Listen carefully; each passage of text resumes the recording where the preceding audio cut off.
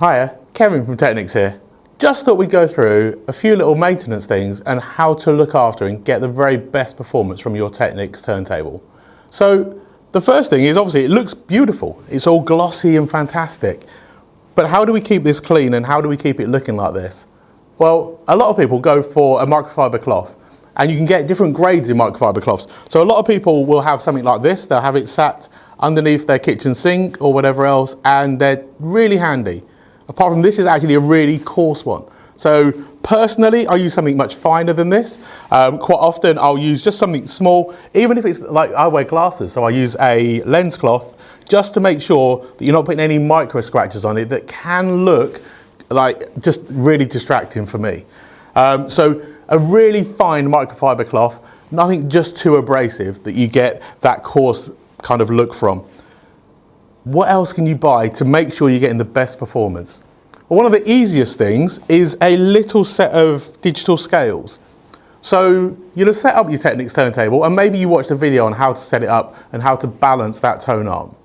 Well, if you want to be exact and you want to get it exactly where you need to be for the tracking force, you can actually buy a little set of digital scales so you know that you're getting the exact tracking force that you need on that needle.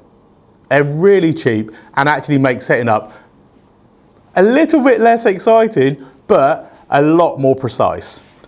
Then, when you're playing your records, every time you play your record, every time you put one on there, make it part of the experience. Make it part of that whole analog seduction that you've got going on, and get yourself a record brush. This is a carbon fiber record brush.